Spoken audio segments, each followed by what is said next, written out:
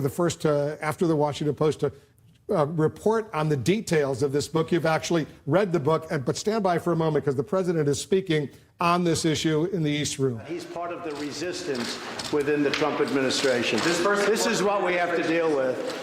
And, you know, the dishonest media, because you people deal with it as well as I do, but it's really a disgrace. I will say this.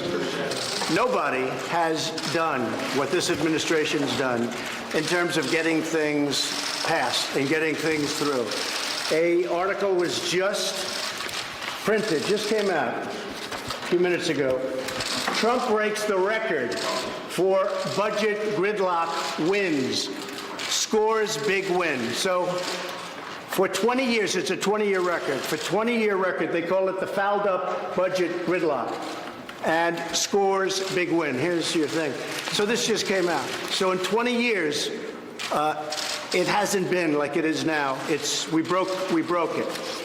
That's just really positive stuff. And then in addition to that, point after point after point, if you look, almost 4 million jobs created since the election, of which many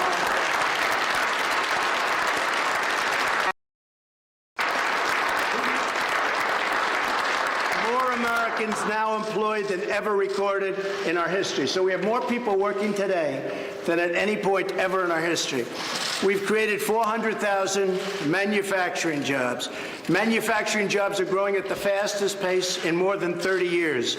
Economic growth last quarter was 4.2%. And as you people know, it was headed down big, and it was a low number, very low number. It would have been, in my opinion, it would have been less than zero. It was heading to negative numbers.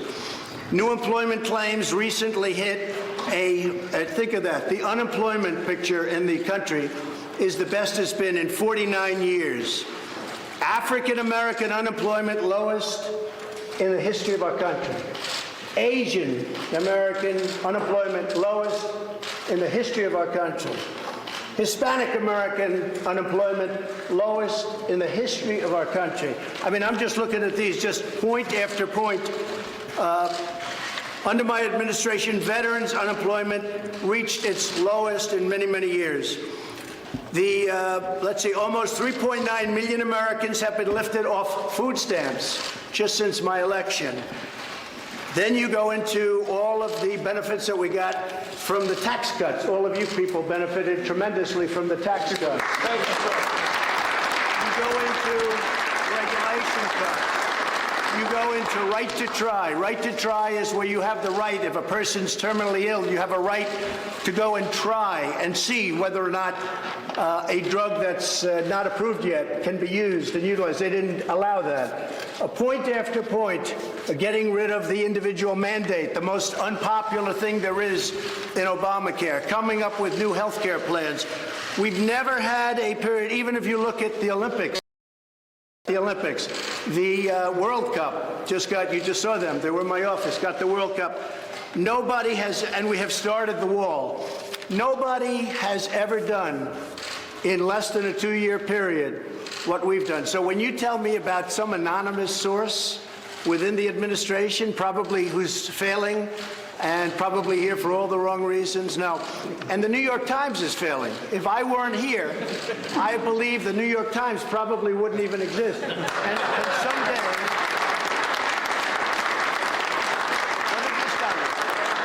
and someday when I'm not president, which hopefully will be in about 6.5 years from now, the New York Times and CNN and all of these phony media outlets will be out of business, folks. They'll be out of business because there'll be nothing to write and there'll be nothing of interest. So nobody has done what this administration has done.